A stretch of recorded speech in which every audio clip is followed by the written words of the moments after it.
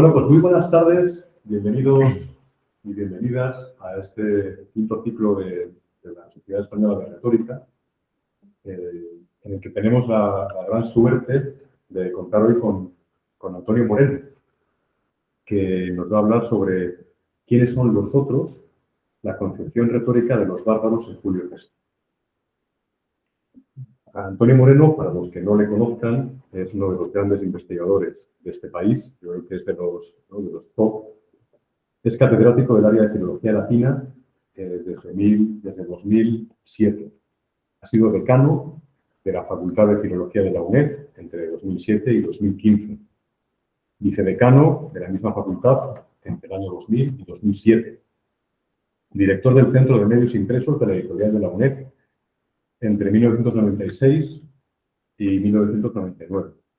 Actualmente es el director del Departamento de Filología Clásica de la UNED desde 2019 y coordinador del Máster Universitario en el Mundo Clásico y su proyección en la cultura occidental.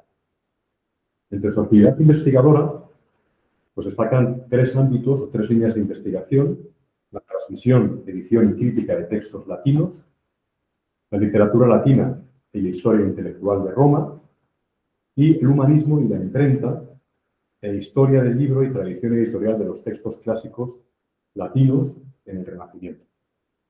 Actualmente dirige el grupo de investigación BECLA, Biblioteca de Ediciones Clásicos Latinos en el Renacimiento, dedicado al estudio de la tradición impresa de los autores clásicos latinos en los siglos XV y XVI.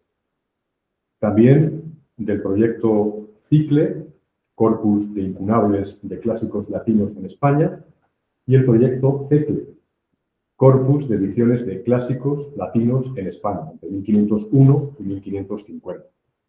También es investigador principal del Grupo de Investigación de Estudios Clásicos, GIDEC, de la UNED.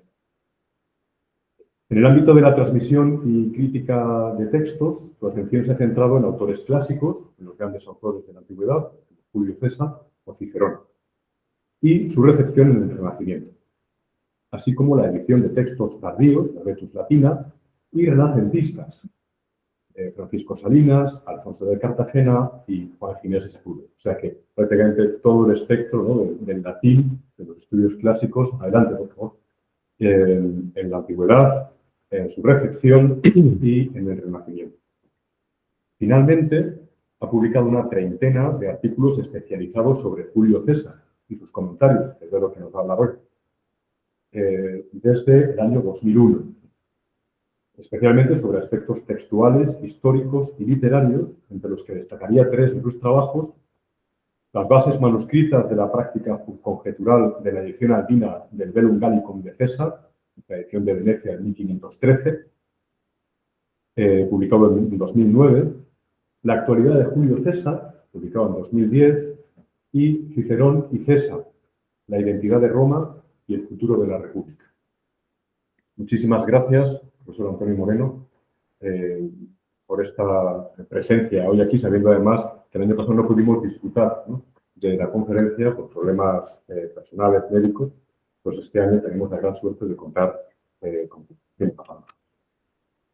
Muchas gracias, Eduardo, por tus generosas palabras. Bueno, es un placer estar aquí con todos ustedes y no puedo sino empezar agradeciendo a los responsables de la Sociedad Española de Retórica la deferencia de pensar en mí para participar en estas sesiones, en particular a los profesores David Hernández de la Cuesta y Juan Lorenzo, ¿no?, como responsables ahora mismo de la sociedad en su primera dimensión. Los autores del canon escolar, por decirlo así,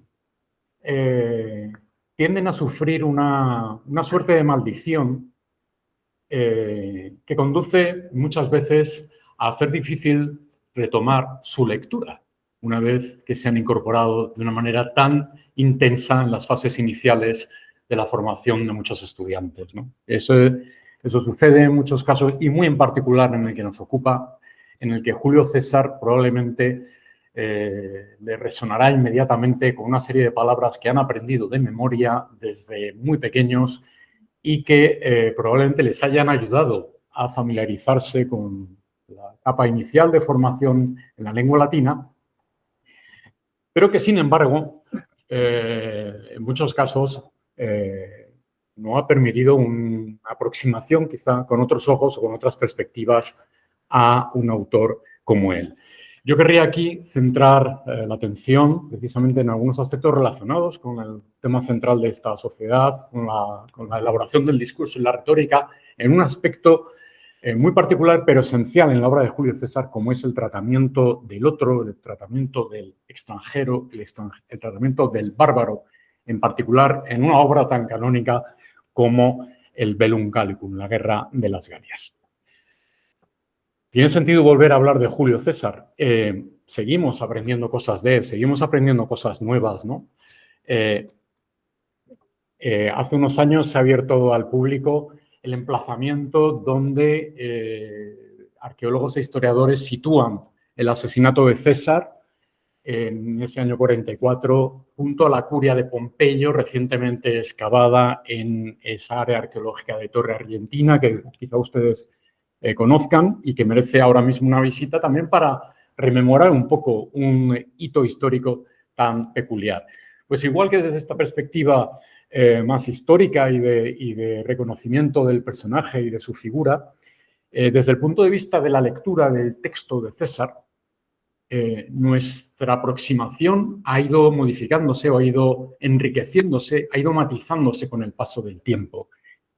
Y para empezar, querría plantearles diversas formas de aproximación o lectura a este texto, que no son contradictorias entre sí, sino que en fondo están imbricadas y, en cierto modo, se alimentan unas con otras, ¿no?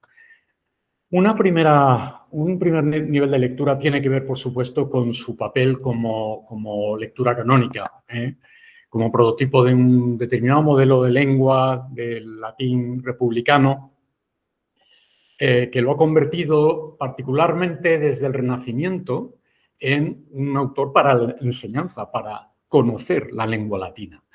Ahí tienen ejemplos de cómo se ha aprendido de distintas maneras en el siglo XIX y muy recientemente a partir de los textos de Cicerón, practicando sobre las estructuras que nos proporcionaba en textos de finales del XIX, de César para iniciados o para neófitos, ¿no?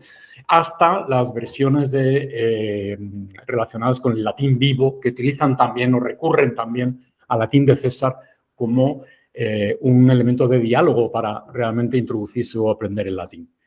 Por supuesto, hay otra vertiente relacionada con esta lectura gramatical que alude a la condición prototípica del latín que nos suministra César, que sirve para documentar precisamente lo que consideraríamos ese modelo de latinidad clásico desde el punto de vista gramatical,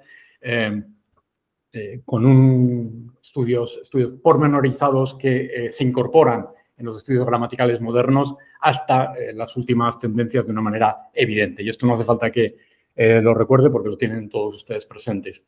César es una fuente fundamental para documentar lo que podríamos considerar un modelo determinado de prosa latina clásica, ¿no?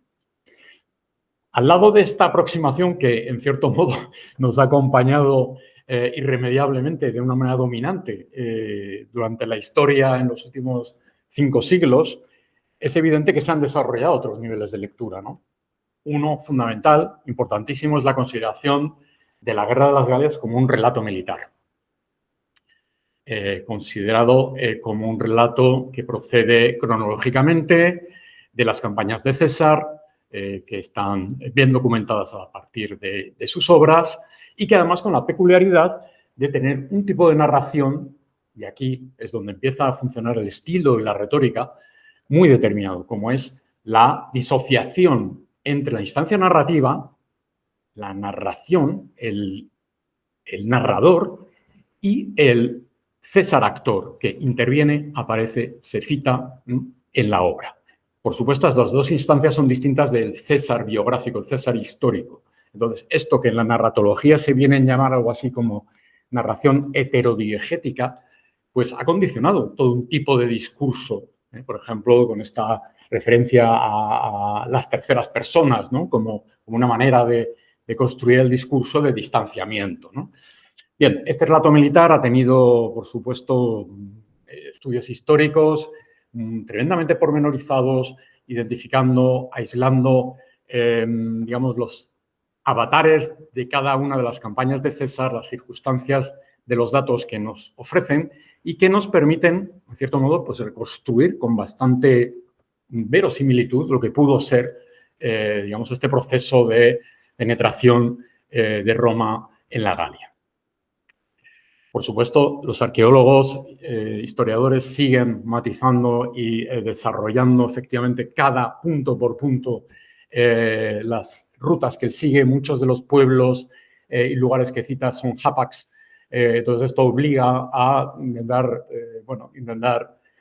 averiguar a través de la arqueología, a través de otras fuentes, de dónde diantres está hablando César en un momento dado, o cuál es el pueblo que acaba de citar entre una cantidad enorme de tribus que son citadas a lo largo de su obra. Esta lectura ha tenido y sigue teniendo, por supuesto, un peso muy grande, ¿no? Y es la que primero se asocia cuando un alumno te dice, bueno, ¿por qué voy a leer a César si habla de batallitas? ¿No? Bueno, pues esto efectivamente es así, y hay toda una construcción del discurso en función de este relato militar con, digamos, una riqueza de estilo y de construcciones que son realmente dignas de atención, ¿no? Pero quizás desde hace unos 70 años ha ido superponiéndose sobre esta visión historicista del texto de César otra más novedosa, que tiene que ver con la interpretación de estos comentarios, la lectura de estos comentarios, no tanto como un relato histórico, sino como una manera de presentarse César, mediante este procedimiento heterodiegético que he dicho, para justificar su actuación, para defender y promover una determinada imagen de sí mismo y, en cierto modo, catapultar su figura, como así será, de alguna manera, en los años siguientes. El hito que marca el comienzo de esta tendencia historiográfica en la literatura cesariana se produce en los años 50 con el célebre libro de Rimbaud sobre el arte de la deformación histórica en los comentarios de César. Claro, Rimbaud lleva al extremo esta tesis y hace primar esta visión de alguna manera ideológica o propagandística del texto de César sobre el texto histórico que queda supeditado a este objetivo central de César. Por eso Rimbaud habla de una deformación histórica. Los hechos se cuentan y se deforman en aras del propósito que persigue el escritor. La tesis de Rimbaud da lugar a amplísimos debates muy interesantes, a posiciones enfrentadas, pero sigue teniendo un punto también de interés para nosotros en la medida en que fortalece esta necesidad de contar con ese punto de vista, de qué es lo que pretende César al escribir esta obra. Sobre este nivel, digamos, en los últimos años se ha ido desarrollando, ha ido floreciendo, digámoslo así, otro, que me parece particularmente interesante y es el que va a constituir el núcleo de mi intervención. Y es que la Guerra de las Galias es un relato histórico, sí, de campañas militares, es una justificación política, sí, pero en él subyace sobre todo un relato sobre el otro, un relato de alteridad, un ejercicio de representación en un momento determinado de la historia de Roma muy peculiar de caracterización de los pueblos del norte de los Alpes europeos y que tienen en ese sentido y en ese momento una significación, como vamos a ver, muy interesante, muy relevante para los romanos, ¿no? Digamos, esta aproximación al texto de César digamos, se ha ido consolidando sobre todo a partir de los trabajos de Andrew Risby en su célebre César en Galia y Roma, Guerra en Palabras, del año 2006. A partir de aquí, sobre todo en la literatura anglosajona, esto ha tenido un desarrollo muy interesante, explorar cómo presenta César precisamente a estos rivales, a estos enemigos, a estos bárbaros que pone delante de los romanos medios de la época, ¿no? Bien, pues para empezar, me van a permitir que retomemos, quizá con un espíritu distinto a que lo hacíamos en la escuela, el texto casi fundacional de nuestra aproximación a los textos latinos, porque precisamente el primer capítulo de la Guerra de las Galias pone muy bien de manifiesto las implicaciones que tiene esta última visión que les he planteado y nos abre un horizonte de posibilidades que orientan y al mismo tiempo sirve para contrastar nuestra lectura del resto de la obra. Y es el comienzo, por supuesto, el célebre Gallia est omnis divisa in partes 3, que vamos a hacer sonar solo un par de líneas porque todos lo tengamos presente. Quorum una incolum belgae aliam aquitani tertiam quid psorum lingua celtae nostra Galli appellantur. I omnes lingua institutis legibus inter se differunt. No sigo para no aburrirles, pero yo creo que todos tienen el texto, la imagen de este texto presente. Voy a utilizar una traducción para quienes, una traducción del mercado, porque muchos de los textos cito fragmentariamente, para que puedan complementarla si lo desean con una comprensión más amplia del texto, ¿no? Voy a utilizar la edición de Herring, que sigue siendo nuestro punto de referencia, la edición toineriana, y la traducción en cátedra de Ramírez de Verger como punto de referencia, independientemente de que podamos estar más o menos de acuerdo con algunos de sus planteamientos, pero nos sirve un poco como para testar lo que estamos viendo. Este texto entraña para nosotros algunas de las incógnitas más grandes que nos podíamos plantear. Ustedes me dirán, bueno, es que esto está ya tan visto, tan mirado, tan por arriba, por abajo que ¿qué nos puede aportar este texto? Bueno, pues nos puede aportar muchas cosas si atendemos a estos niveles de lectura que les he ido planteando anteriormente y en particular el último relacionado con la aproximación desde esta perspectiva de la representación del otro en la obra de César, ¿no? Este primer capítulo que se encuentra un lector de la Guerra de las Galias presenta la condición, de alguna manera, de una especie de descripción etnográfica. Esta clase de descripciones están presentes a lo largo de toda la narración, están involucradas, inmiscuidas, inoculadas, diría, con la narración lineal de los acontecimientos, hasta el punto de que la crítica, sobre todo alemana, hasta comienzos del siglo XX prácticamente, consideraba que esta clase de discursos en los que se hablaba de la geografía, se hablaba de los pueblos, eran en realidad adiciones posteriores, eran cosas que había que eliminar. Autores como Klotz, editores de Klotz, Tobiner, tan importantes, pues expulsaban del texto esta clase de cosas. Se consideraba que esto no era César. Esto no era César. Tenía una determinada visión del texto que le hacía poco creíble que esta clase de piezas estuvieran tan insertas en el texto, que respondía más bien a desarrollos posteriores, ¿no? Hoy, digamos, el análisis del estilo, de la comprensión del relato de César nos lleva a asumir prácticamente en su totalidad esta clase de discursos, ver que la obra tiene una variedad de formas y estilos y que no se reduce precisamente a esa condición de relato militar y que gracias a eso también se incorporan otros elementos de lectura fundamentales para el texto. Pero sigue siendo para nosotros muy sorprendente que César empiece precisamente con una descripción, cuando quizá podríamos pensar que lo más oportuno sería encontrarnos ya con una narración in medias res, de alguna manera. Por lo tanto, la naturaleza del pasaje es algo que nos lleva a pensar, algo que tiene que ver con el género de los comentarios de César, ¿no?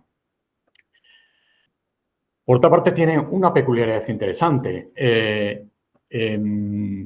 El hecho de que César plantea aquí una especie de panorama de los pueblos que ocupan la Galia, parece reflejar un deseo por dejar claro a un lector el conjunto de lo que se va a encontrar. Tengan presente que el motivo por el que arranca la Guerra de las Galias es la intervención de César, que en ese momento es procónsul en la Cisalpina y en la Transalpina, cuando se mueven unos pueblos galos, que son los helvecios, y él ve una preocupación ahí porque le inquieta, entonces interviene. Interviene, es una intervención muy concreta, muy determinada. Bien, ese avatar se va a contar rápidamente en la narración, pero se introduce de esta manera. Y eso nos lleva a un problema fundamental que ha acompañado a la crítica del texto de César históricamente, ¿no? Es una obra concebida como una unidad, digamos, César iba redactando libro por libro en función de las campañas, como tendemos a pensar mayoritariamente, y luego, digamos, de alguna manera se fueron balanceando y regularizando para construir una obra completa. Y en ese caso, el hecho de que aparezca un texto con esa visión tan amplia nos hace pensar que César desde el primer momento tiene muy claro lo que pretende, y es hablarnos de una conquista que va a abarcar toda la Galia, no resolver un problema específico, digamos, de un levantamiento de un pueblo galo. Esta sigue siendo una cuestión que no tenemos resuelta, fíjense ustedes. O sea, no sabemos cómo escribió César esta obra, ¿no? Tenemos indicios para sospechar algunas cosas, no es el motivo de la intervención, pero este texto sí que nos da pie, ¿no?, a empezar a discutir sobre esta cuestión. Bueno, pues el texto todavía nos da más cosas, este texto inicial. Hay una cosa evidente, representa la fijación de la atención en la Galia. ¿Por qué para César es tan importante que los romanos reciban noticias de su intención de intervenir en la Galia, más allá de la narbonense, que en ese momento dominaba ya Roma, ¿no? Esta es una cuestión fundamental. César plantea un envite que es ante los romanos la posibilidad de, precisamente, de enfrentarse, como vamos a ver ahora, a un mundo que tenía muchas connotaciones para ellos. Entonces, no era Iliria. Esto no era Iliria. Esto era un tema central para los romanos. Y vamos a ver enseguida por qué. César da en el clavo. Y además, de una manera sinóptica, intenta presentar un panorama de cómo es la Galia en ese momento. Y por último, otro aspecto fundamental también que guarda este punto enigmático, ¿no?, que nos interesa aquí. Galia omnis divisa, al mismo tiempo se nos estaba hablando de un panorama global, ese omnis que utilizamos siempre los profesores de latín para expresar esta idea de noción de entereza y tal, para inmediatamente empezar a fijar la atención en que esa omnis, en el fondo, está divisa y de muchas maneras. Este juego entre la imagen unitaria y la imagen fragmentaria es fundamental. Entonces, voy a entretenerme un poquito más en estos dos últimos puntos porque creo que me va a permitir hilar ya la conferencia con algunos ejemplos de cómo se elabora esta visión del otro con un componente retórico, creo que de elaboración del trabajo cesariano, pues realmente fundamental. Y son interesantes tener su perspectiva muy clara, ¿no? ¿Por qué la Galia? ¿Por qué la Galia? ¿Por qué la Galia, además, en ese momento? Bueno, quizá ustedes recuerden que desde comienzos del siglo IV hay una serie de pueblos celtas, indoeuropeos, que llamamos galos, usa la doble terminología, que penetran, que pasan los Alpes y se instalan en el norte de lo que actualmente es la península itálica, ¿no? Son los senones, bueno, ahí tienen varios de estos pueblos, penetran hasta el punto de que al comienzo del siglo IV antes de Cristo, es decir, cuando la República Romana todavía está en una fase, digamos, relativamente embrionaria, uno de estos pueblos, los senones, llega a controlar, a devastar Roma y llega a las puertas del Capitolio. Ese es un hito histórico en el imaginario romano de una importancia tremenda. Conocemos bastante, digamos, la secuencia, no les voy a aburrir con esto porque eso sería otra conferencia, de cómo se produce la relación durante prácticamente 3 siglos de conflicto entre estos galos que están instalados en el norte de Italia y Roma. Es un conflicto que al final terminan ganando los romanos con una sucesión de dictaduras, desde Marco Furio Camilo, que será, digamos, uno de los prototipos de los héroes de la República Romana, que libra al Capitolio romano del empuje de los galos, y que, digamos, se desenvuelven un montón de avatares militares que no tenemos aquí tiempo de comentar. Pero ¿qué es lo que genera todo esto? ¿Qué es lo que genera en los romanos del siglo I a.C.? Pues algo que conocemos como el metus gallicus, el temor a los gálicos, el temor a lo gálico, el horror, el pánico a lo gálico. Es curioso porque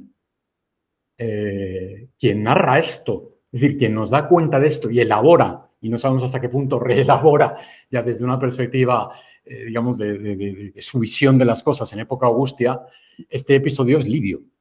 Entonces, Livio nos cuenta en este pasaje cómo el dictador Marco Furio Camilo consigue vencer en el año 367, después, 10 años después más o menos de que los galos estuvieran a las puertas del Capitolio, consigue vencer a los galos. Y nos dice, quam ingente, nec dubia, nec difficilis Romanis, quam ingente in Galli terrorem memoria pristina cladis attuleran, victoria fuit. Dice, la victoria de los romanos no ofreció dudas en este caso, ¿no? Ni fue difícil, a pesar de que los galos habían provocado un tremendo pánico por el recuerdo del antiguo desastre. Esto es un elemento que tiene también connotaciones claramente de reforzamiento de la identidad romana, de buscar un enemigo que llega ante el cual eres capaz de sobreponerte y, por tanto, crea toda una imaginería que es muy propia de la época augustea, ¿no? Para efectivamente reforzar la idea de Roma. Por lo cual, de alguna manera, estamos ya estilizando mucho, digamos, un acontecimiento como estos. Pero nos pone de manifiesto, digamos, esta reacción, una reacción temerosa, intensa ante los galos en todo este periodo, ¿no? Como una herencia en la memoria de los romanos, ¿no? Ese episodio antiguo nos estamos situando en el siglo IV a.C., figúrense. Realmente se resuelve en la Galia Cisalpina cuando en el año 89 se les concede, digamos, la condición de provincia romana a la Galia Cisalpina y la ciudadanía romana. Y ya, digamos, una romanización clara que ha tardado 3 siglos en producirse. Pero poco antes, a comienzos del siglo II, varios pueblos del norte, de la zona de Dinamarca, del Mar Báltico, como son los cimbrios, una de las migraciones, porque muchas de estas guerras se producen, en fin, son fenómenos migratorios, tienen una lectura en clave migratoria, penetran también en el sur de la Galia y entran en combate en liza gravemente con las fuerzas romanas, ¿no?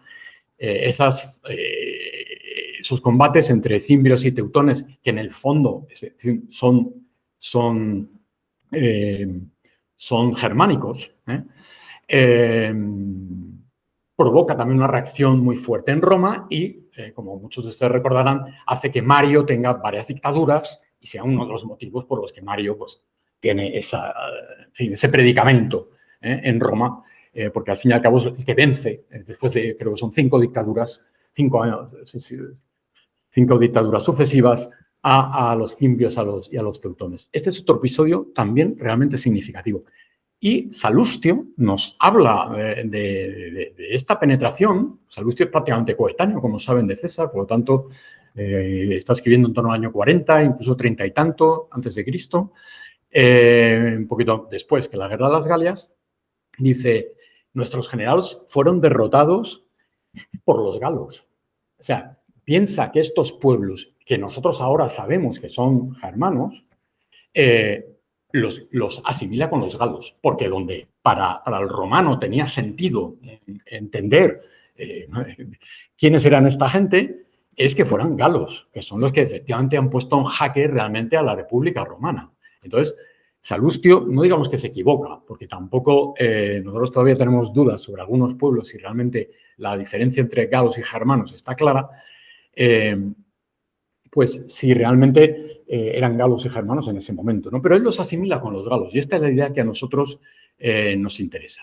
Y nos interesa porque cuando plantea o recupera este combate, viene a decir, si bien al final del texto, cum Gallis pro salute, non pro gloria certare. Esta es una idea muy importante, es decir, no peleamos, el pueblo romano no luchaba por ganar la gloria, sino por la existencia, por la salvación. O sea, era un problema de supervivencia. Claro, cuando un conflicto se traslada a o sobrevives tú o sobrevivo yo, hay una escalada y no hace falta que rememore quizá acontecimientos actuales sobre algunas situaciones que podrían tener cierto paralelismo con todo esto, ¿no? Es decir, le da una cualificación al conflicto con los galos, no siendo pueblo galo, por otra parte. Es interesante esto, que lo sitúa como salus de la República Romana, como la victoria, como algo necesario para sobrevivir, ¿no? Cicerón en De Officis hará una referencia también a esta cuestión, ¿no? Cuando habla de cum Cimbris, como cum Celtiberis, dice bellum ut cum inimicis gerebatur uter esset, non uter imperaret. Dice, también con los celtíberos, esto es otra cuestión que ahora mismo aquí no nos interesa, pero que pone de relieve también un conflicto que de alguna manera nos afecta en la península, ¿no? Y con los cimbros se hacía la guerra no como otros adversarios, estando en juego cuál de los dos bandos sobrevivía. O sea, uter esset. Es una cuestión que va más allá de simplemente el imperium, el dominio, el control. No, se trata de la supervivencia de Roma. Esta idea es muy importante. Por eso, en el imaginario romano, los galos tienen este papel tan importante.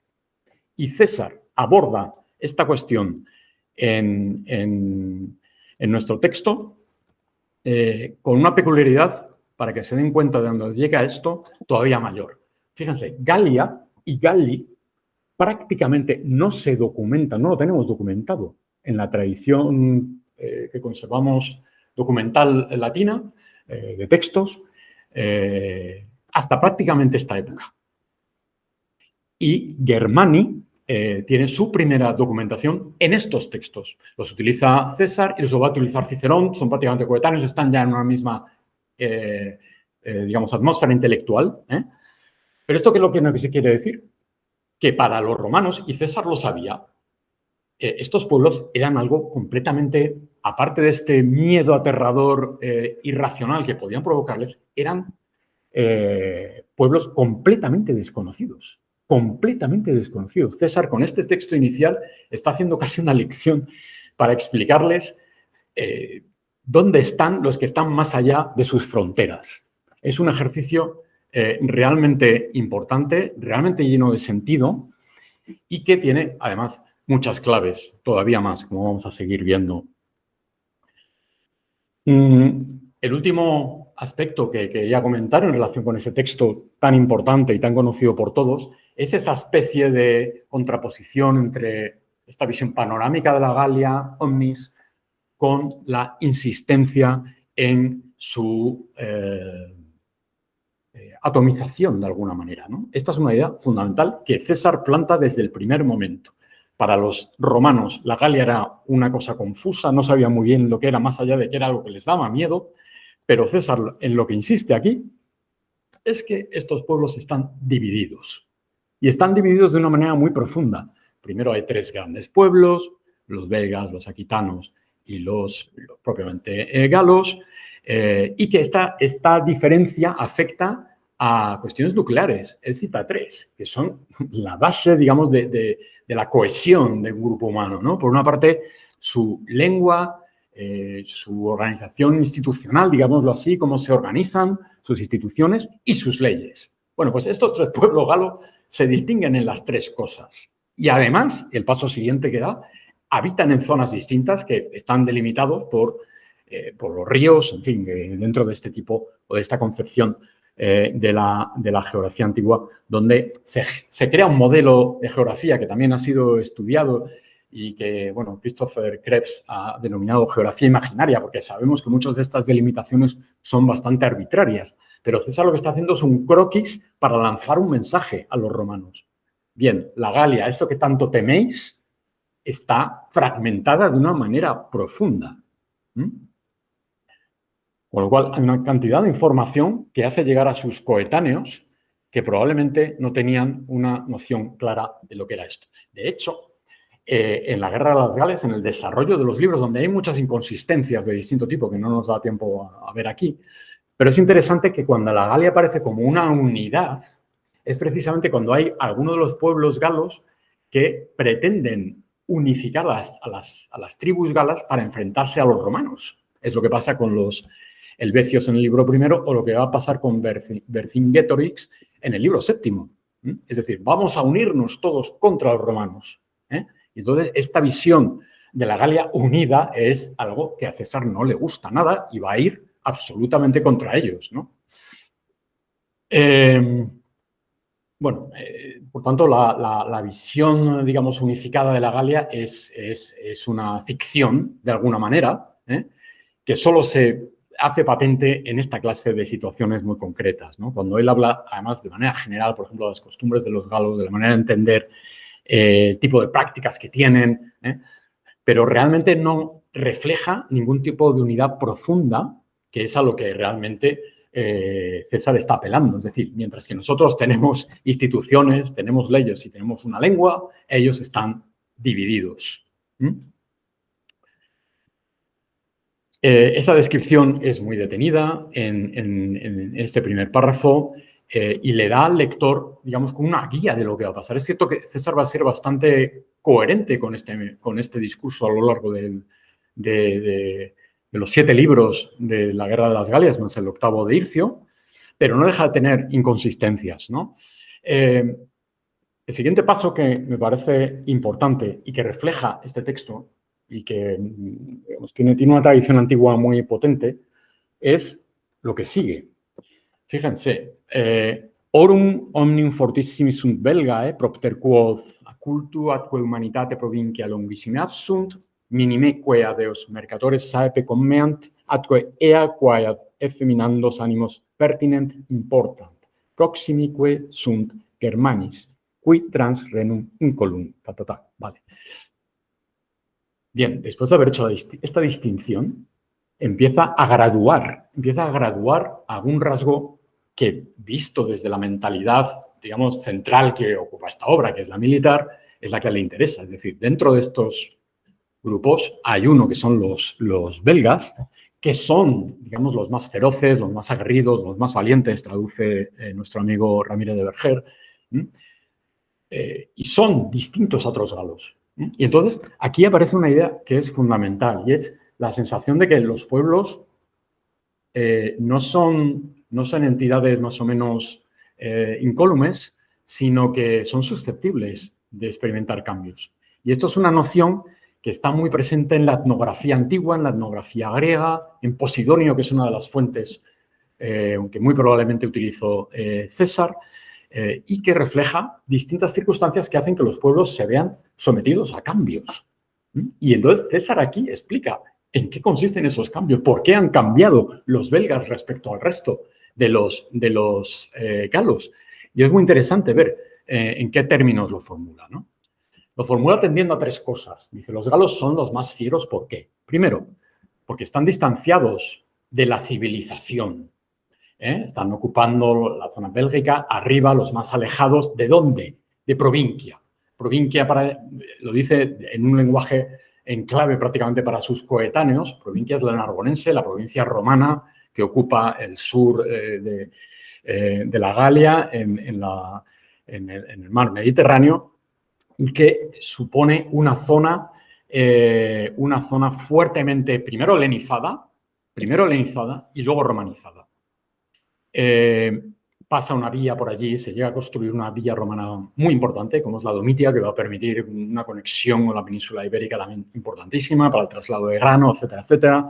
de muchas cosas. Entonces, la Galia narbonense, esa parte del sur de la Galia, realmente no se diferencia sustancialmente en cuanto a sus claves intelectuales y de conducta de lo que pueden ser el horizonte grecorromano. Y está perfectamente asimilado. Y César es consciente. Entonces, ¿qué pasa? Que esta gente, los belgas, están arriba, están distanciados y dice propterea quod a cultuatque humanitate provinciae, provincia es la narbonense, longuissime absunt, porque están lejos de, efectivamente, ¿no? de la cultura y de la civilización.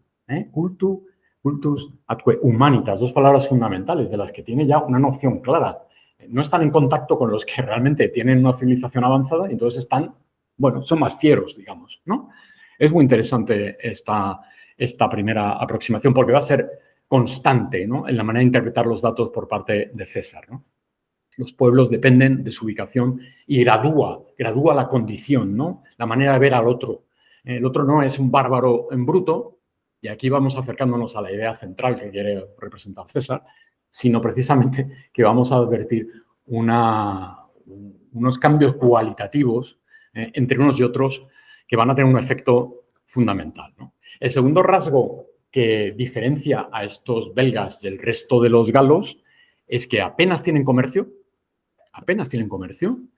y que, otra idea interesante, ad feminandos ánimos pertinent important, y que no se hacen con cosas, dice literalmente, ad feminandos ánimos pertinent. No importan cosas que afectan, o sea, que tienen efecto, ¿no? Que conciernen a la debilitación, digámoslo así, del carácter, ¿no? De los ánimos. Es interesante esta idea. Una idea que en la tradición romana va a tener una potencia fundamental y que forma parte también, digamos, de este bagaje, digamos, de tópicos de la etnografía de tradición griega que él va asumiendo.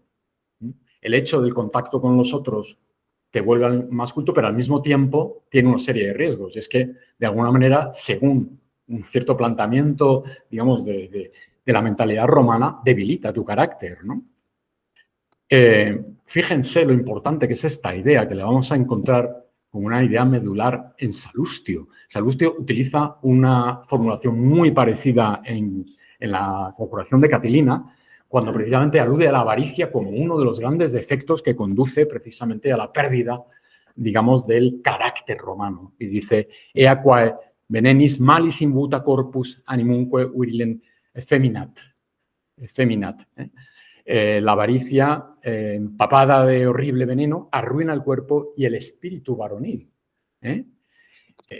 Esta sensación de que realmente a lo mejor el tener muchas cosas, y esta va a ser una idea clásica, ¿no? de la imaginería de la decadencia romana, es que precisamente, ¿no? lo que va a ser luego ya el lujo y todo esto, pues es lo que hace que el carácter se debilite. Esta idea tiene muchas lecturas y encontramos, fíjense, en este texto de César una aproximación. Salustio, digamos, estuvo en la órbita cesariana y escribió probablemente esta obra, Yugurta, en la fase final de su vida, cuando está apartado ya digamos, de la vida pública, por tanto, con posterioridad, probablemente a la muerte de César, y probablemente conociendo perfectamente sus escritos, ¿no? Entonces, bueno, es interesante ver cómo hay aquí un horizonte, una atmósfera intelectual que coincide. Fíjese, estamos en el texto fundacional, el texto original inicial de la Guerra de las Galias. Bueno, él se ocupa de esto en otros textos y va a formar parte un poco de este bagaje que se va a convertir en tópicos sobre los ingredientes que van a llevar a la decadencia romana, ¿no?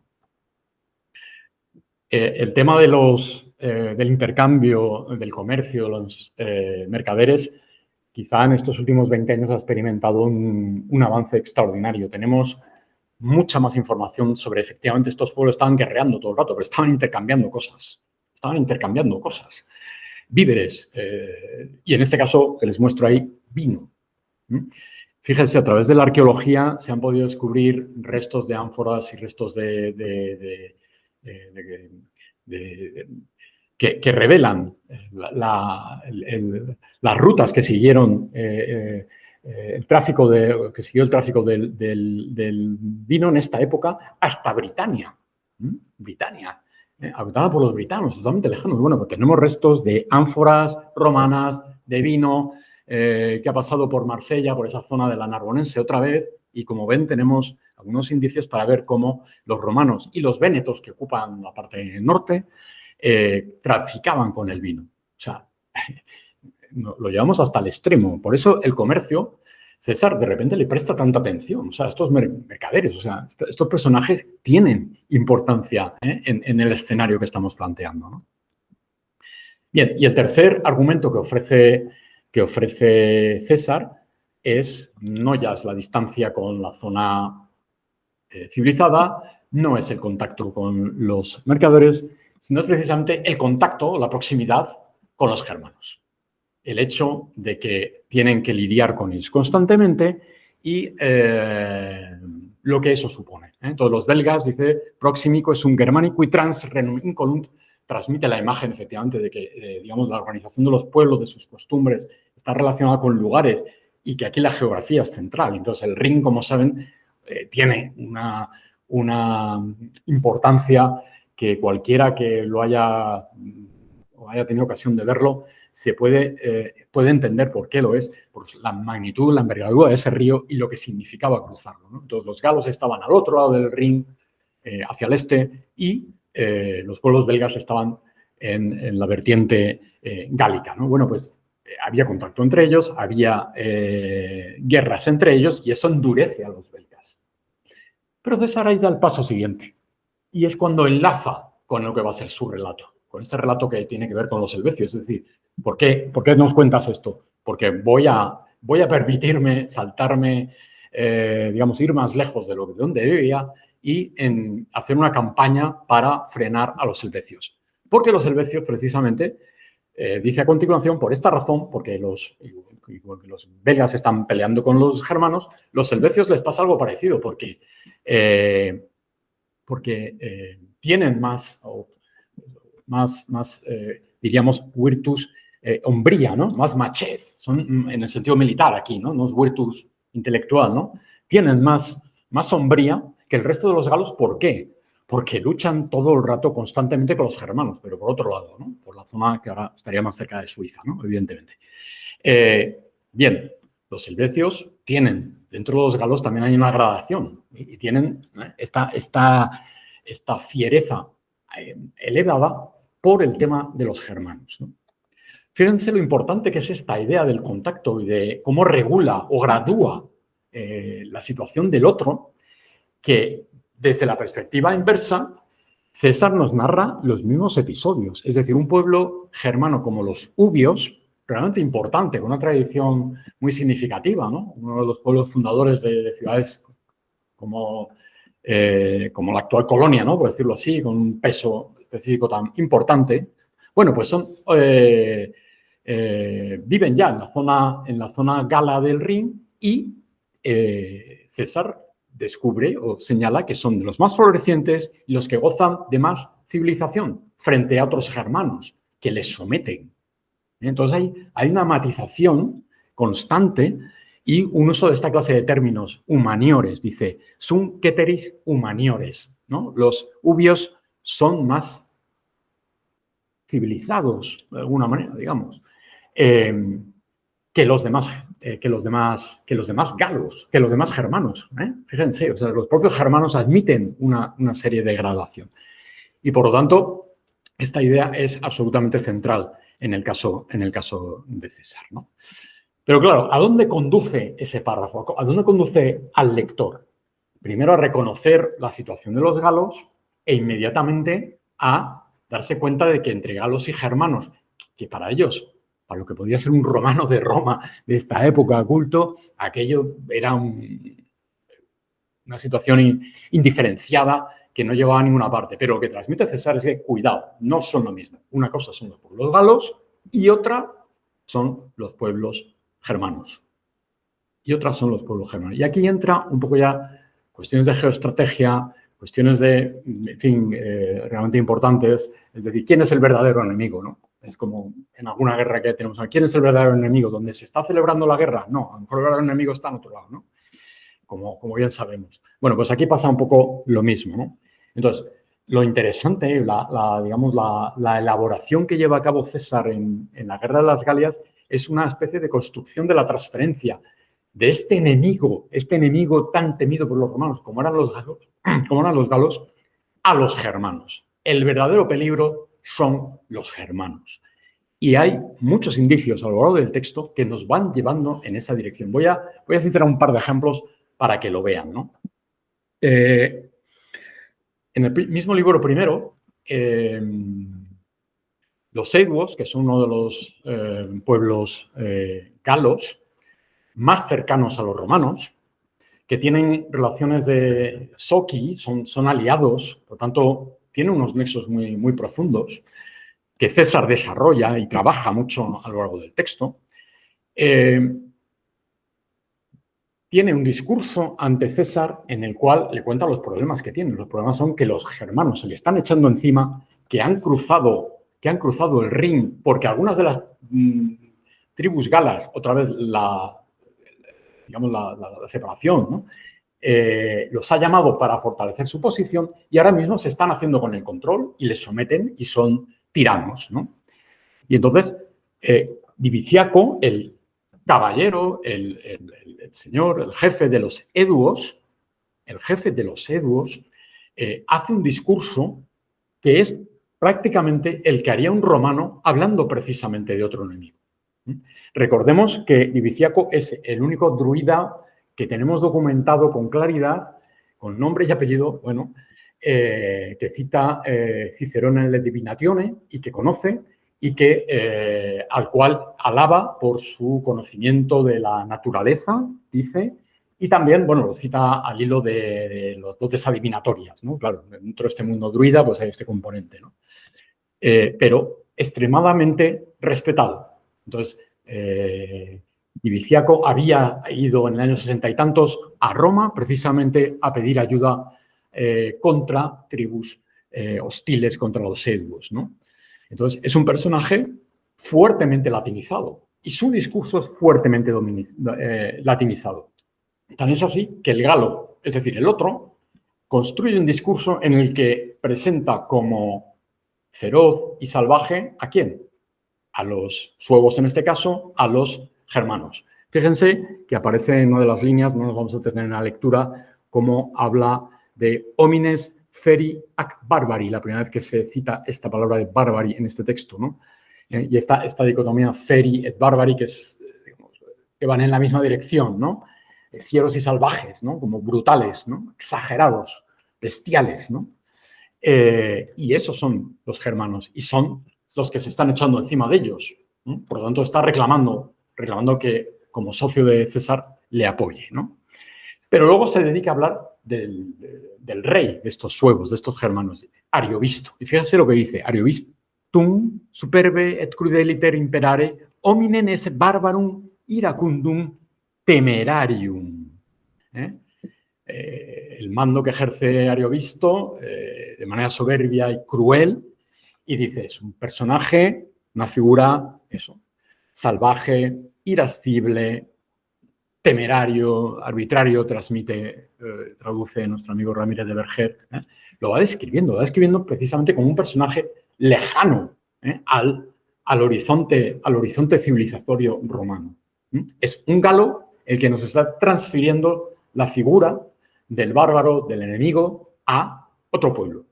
Eso es un fenómeno realmente interesante y hay que verlo en este contexto en el que para el romano de la época los galos eran el coco. El coco. Bien, pues no son el coco. César está diciendo, no son el coco real son los otros.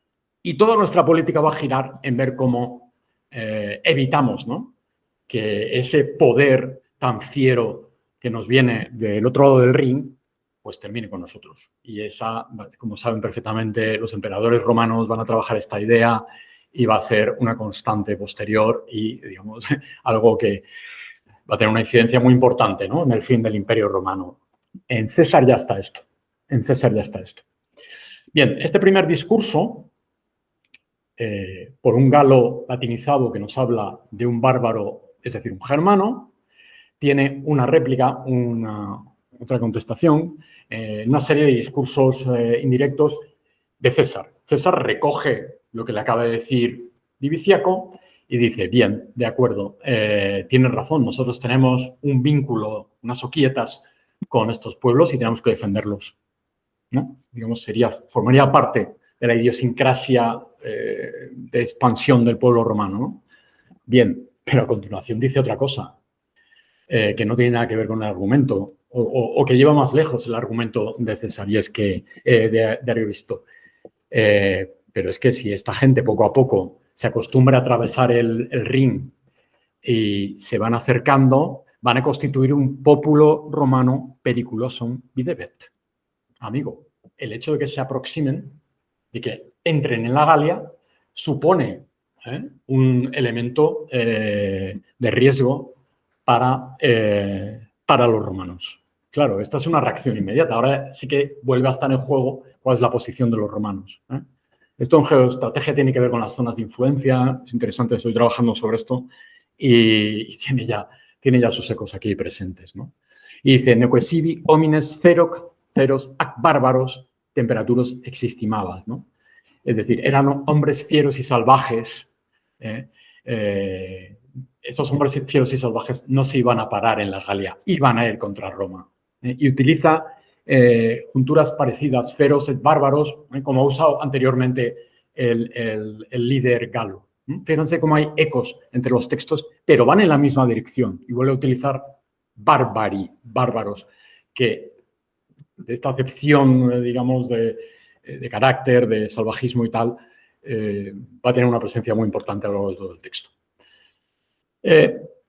Para ir avanzando, fíjense que César consigue tener una entrevista con Ariovisto y volvemos a tener un discurso indirecto de Ariovisto, es decir, el jefe de los suevos, de las tribus germanas que están penetrando y que al mismo tiempo contraargumenta.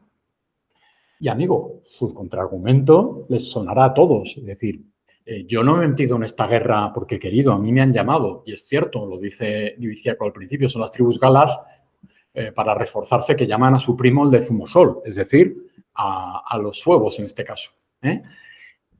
No era mi propósito, ¿no? Y no he venido a atacar a la Galia. En el fondo es una maniobra defensiva. He venido aquí a apoyar y a pacificar. Y otro argumento fundamental, nosotros, esta zona, esta región es germana, no es romana. Y esto va a ser otra idea fundamental. Este terreno de zona de influencia, ¿de quién es? Él reivindica que esto es de ellos y que estuvieron allí antes, con más antigüedad, que los romanos, ¿no? Cuando está hablando del norte, es decir, más allá de la provincia narbonense, ¿no? Hacia el norte. Y es muy curioso, es muy interesante porque tiene, digamos, una lectura también de eco con lo anterior. Este germano viene y dice que él no era tan barbarum neque tan imperitum esserrerum ut non scidet neque bellum allogorum proximus aeduos romanis auxilium tulisse. Y aquí les mete una puya totalmente a la argumentación de los eduos. Dice que él no era tan bárbaro como le han hecho creer a César, ni tan bisoño, ni tan inexperto como para no saber que los edues no habían prestado ayuda a los romanos en la última guerra de los alógores. Señores, mucho venir a pedir ayuda, pero vosotros no ayudasteis a los romanos en su momento. Entonces, nos está presentando a un personaje que también es capaz un poco de distanciarse de su condición de bárbarum, de alguna manera. Sabe razonar, sabe argumentar y tiene elementos para poner en cuestión los discursos anteriores. Por eso, la gran riqueza de todas estas perspectivas, ¿no? Imagínase un romano del siglo I a.C. leyendo esto, sin tener ni idea realmente de todos estos pueblos, ¿no? Y por último, para cerrar este grupo de discursos, de réplicas de unos discursos sobre otros, César le responde a Ariovisto, recuperando el argumento, digamos, institucional. Digamos, los romanos no abandonamos a nuestros aliados, por lo tanto, eran aliados leales y no tienen que dejar en manos de otros pueblos la Galia, ¿no? Empieza a justificar, digamos, la presencia de los galios allí y que si había que hablar de antigüedad, ellos también eran muy antiguos en toda esta zona, ¿no? Y sobre todo, y este es un argumento muy interesante, aduce que el Senado romano había decidido dejar que la Galia permaneciera libre. Es decir, que fueran pueblos asociados con los que guardaban soki, asociados de distintas maneras, que prestaban tributos. En fin, hay unas modalidades muy conocidas de relación entre estos pueblos y los romanos, pero de alguna manera está justificando un ámbito de libertad que les concede. No, estos pueblos son libres y vosotros habéis venido aquí a fastidiar esa libertad, pero es que a los romanos les interesa esta clase de libertad. A lo largo de la obra encontramos muchas pinceladas donde los galos se presentan precisamente como personajes con un componente, digamos, de excelencia, ¿no? Es decir, estamos recuperando unos galos que se asimilan con los romanos, ¿no? Y muchos de los personajes que van a ser citados aquí se introducen de alguna manera para hacer ver al romano medio que esta gente estaba romanizada o era romanizable sin problemas y que les estaba ayudando, ¿no? Fíjense aquí el retrato de un galo, que es Gayo Valerio Procillo, al que César recurre porque no se atreve o sea, ¿a quién le mando al germano este para discutir? No le voy a mandar a un comandante romano, ¿no? No voy a ir yo mismo, ¿no? Entonces coge a un príncipe galo que summa virtute et humanitate adolescentem, un joven príncipe romano lleno de cualidades y de humanitas otra vez, ¿no? Fíjense cómo recala la palabra en este mundo y se va ligando el mundo de la humanitas con Galia, y porque además conocía la lengua gala para que hablara con el rey suevo, ¿no? Con Diviciaco. Entonces, bueno, estamos viendo aquí cómo efectivamente ¿no? va espiando personajes para ir trasladando esta imagen de una manera o de otra. Es interesante decir, para el contraste de esto es que cuando llegan allí y Ariovisto, perdón, que es el jefe de los germanos, se da cuenta de que ha venido Valerio Procillo, dice, cuando empezaron a hablar, dijeron, esto fuera, se acabó, los encadenó y terminó. Es decir, ahí se ve la conducta gala frente a la conducta germana, ¿no? Salvaje, frente al ánimo de entablar un diálogo, una conversación que plantea el galo a instancias de César, ¿no? Lo mismo tenemos también como recreaciones con un componente heroico de personajes aquitanos que participan en los combates contra los pueblos germanos, y algunos de ellos pues tienen comportamientos heroicos. No tenemos tiempo de verlos aquí, ¿no? César centra la atención en esta clase de personajes, ¿no? Este mensaje de la humanitas de los galos es cada vez más potente, más potente. No son nuestros enemigos, en cierto modo. Lo mismo va a hacer cuando describe detenidamente el sistema de creencias y en particular los dioses. Aquí viene una operación que es bien conocida, es el intento de establecer un lenguaje que permita asimilar los dioses autóctonos propios de estos galos con el panteón romano del momento. Y entonces César, en el discurso larguísimo que plantea en el libro sexto, describe detenidamente la correlación que hay entre las divinidades galas y los dioses romanos. Hay una asimilación constante, es decir, no son tan distintos a nosotros, hasta el punto de que algunos de ellos, como Epona, será una diosa de la fertilidad que es celta, que es incorporada, que es añadida, digamos, dentro del acervo de creencias, en particular de la caballería romana, ¿no? Con una representación, como ven ahí, muy concreta, ¿no? A lomos de un caballo y que llega a tener un festival propio en Roma, ¿no? Este sistema de asimilación de las divinidades que al final termina siendo digerida, ¿no? en el universo romano, ¿no? Tenemos ahí representaciones de los siglos 3, 2 después de Cristo, muy interesantes sobre cómo realmente estamos trabajando en la clave de que son como nosotros, ¿no? Por el contrario, César se va a detener, no tenemos tiempo aquí, en explicar hasta qué punto los germanos son distintos al universo romano-gálico, por decirlo así. Un par de ejemplos brevísimos que tienen ahí. César se detiene en explicar con mucha claridad el nomadismo que practican los galos, su falta de apego a los bienes, que lleva también a lo que va a ser también una virtud, ¿no? El control de la cupiditas, de la avaricia, del deseo. Y entonces se trata de que se dedican básicamente a guerrear y no se establecen en ningún punto para no asentarse, para no tener, digamos, campos propios, cultivar, tener bienes propios. Tienen una especie de embrionario comunismo, digámoslo así, que les hace estar en tensión constante y con un grado de austeridad muy grande y al mismo tiempo con una fiereza que los vuelve, en fin, indomables, ¿no? De alguna manera. Bueno, pues esto es algo que describe con mucho cuidado y con mucha atención César, ¿no? Esa idea, fíjense al final, ¿no? Dice, cum suas quisque opes cum potentissimis aequari videat, ¿no? Para que se viera que las riquezas son iguales respecto a las de los más poderosos, ¿no? Esta idea de que realmente son todos iguales, ¿no? Entonces, bueno, es toda una visión cultural completamente distinta. Y otra idea fundamental, y también muy relacionada con esta lectura un poco geoestratégica del texto, ¿no? Los germanos tenían muy claro que a su alrededor querían tierras devastadas.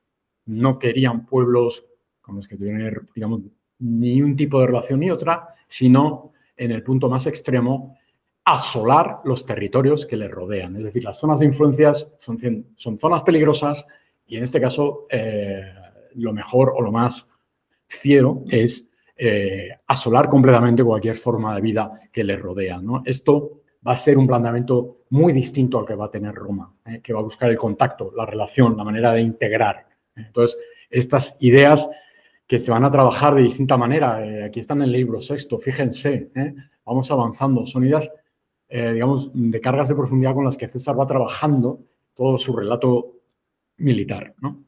Y por último, y para terminar, para no cansarles más, una idea que vuelca Hircio al final y que resume un poco bien algo de todo esto, ¿no? Cuando dice sic enim extimabat putissimam fore Galliam si belgae quorum maxime virtus et aedui quorum auctoritas summa esset exercitibus continerentur.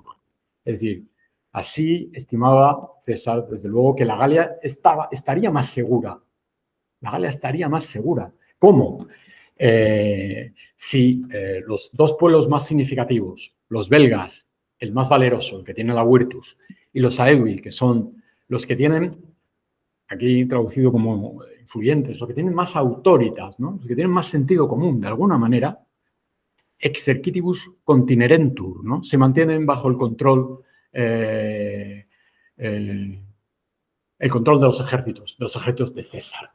Porque al final lo que conduce esto es que es una justificación para que César conquiste toda la Galia y de alguna manera aborte la posibilidad de que los galos se introduzcan en un territorio de zona de influencia que al final él ve efectivamente como un peligro eminente. Con lo cual, César tendrá conductas tremendamente severas con muchos pueblos galos, a los que por otra parte intenta presentar como pueblos romanizables de alguna manera, civilizados, como hemos visto, pero no tendrá ningún empacho en cuando hay intentos por su parte de levantarse contra Roma, como puede ser en el libro séptico Vercingetorix, de aplastarlos y ser tremendamente inmisericorde con ellos, como sabemos, ¿no? De manera que, en fin, la guerra es la guerra y al final la retórica sirve para componer también un tipo de relato que tiene, como ven, muchas derivadas. Nada más, muchas gracias.